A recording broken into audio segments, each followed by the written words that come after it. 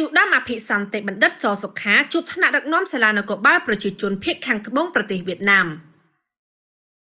ក្នុងដំណើរទស្សនកិច្ចមកកាន់សាធារណរដ្ឋសង្គមនិយមវៀតណាមដើម្បីចូលរួមពិធីអបអរសាទរខួបអនុស្សាវរីយ៍លើកទី50នៃទិវារំដោះទឹកដីភាគខាងត្បូងនិងបង្រួបបង្រួមជាតិវៀតណាមនៅទីក្រុងហូជីមីញអាយុដាមអភិសន្តិបណ្ឌិតសសុខាឧបនាយករដ្ឋមន្ត្រីក្រសួងមហាផ្ទៃបានអញ្ជើញជួបពិភាក្សាជាមួយថ្នាក់ដឹកនាំបណ្ដាសាលានគរបាលប្រជាជនភាគខាងត្បូងប្រទេសចំណុះក្រសួងនគរបាលនៃសាធារណរដ្ឋសង្គមនិយមវៀតណាមនេះបើតាមលោករៀនរតនៈជំនួយការនិងជាអ្នកនាំពាក្យអាយុដាមអភិសន្តិបណ្ឌិត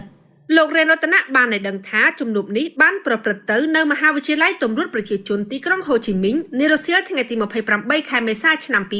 2025ដោយក្នុងឱកាសនោះតំណាងភាគីវៀតណាមបានថ្លែងក្តីរីករាយដែលបានទទួលបដិសណ្ឋារកិច្ចអាយុដាមអភិសន្តិបណ្ឌិតក្នុងនាមថ្នាក់ដឹកនាំថ្មីក្រសួងមហាផ្ទៃព្រមទាំងគណៈប្រតិភូនិងបានធ្វើសេចក្តីរាយការណ៍សង្ខេបជូនប្រតិភូក្រសួងមហាផ្ទៃអំពីសាវតានៃកិច្ចសហប្រតិបត្តិការក្នុងវិស័យបណ្ដុះបណ្ដាលកងកម្លាំងជាមួយក្រសួងមហាផ្ទៃកម្ពុជាក្នុងកិច្ចសហប្រតិបត្តិការជាមួយបណ្ដាគ្រឹះស្ថានបណ្ដុះបណ្ដាលកងកម្លាំងនៃបណ្ដាប្រទេសក្នុងតំបន់និងពិភពលោកបើតាមលោករៀនរតនៈក្នុងជំនួបនោះដែរអាយុដាមអភិសន្តិបណ្ឌិតសសុខាឧបនាយករដ្ឋមន្ត្រីបានថ្លែងអំណរគុណចំពោះការបដិសណ្ឋារកិច្ចនិងជាពិសេសការចូលរួមយ៉ាងសកម្មរបស់ភាគីវៀតណាមក្នុងការទទួលបណ្ដុះបណ្ដាលកងកម្លាំងក្រសួងមហាផ្ទៃស្របតាមស្មារតីនៃកិច្ចសហប្រតិបត្តិការទ្វេភាគីឈរលើមូលដ្ឋាននៃមរតកកិច្ចសហប្រតិបត្តិការដ៏ល្អរវាងថ្នាក់ដឹកនាំនៃប្រទេសទាំងពីរចាប់តាំងពីក្រោយថ្ងៃរំដោះ7មករា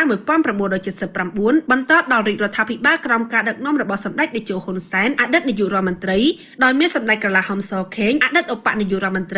រីក្រសួងមហាផ្ទៃជាសេនាធិការនិងបច្ចុប្បន្នរាជរដ្ឋាភិបាលនីតិកាលទី7នៃរដ្ឋសភាក្រោមការដឹកនាំរបស់សម្ដេចមហាបវរធិបតីហ៊ុនម៉ាណែតនាយករដ្ឋមន្ត្រីនៃកម្ពុជា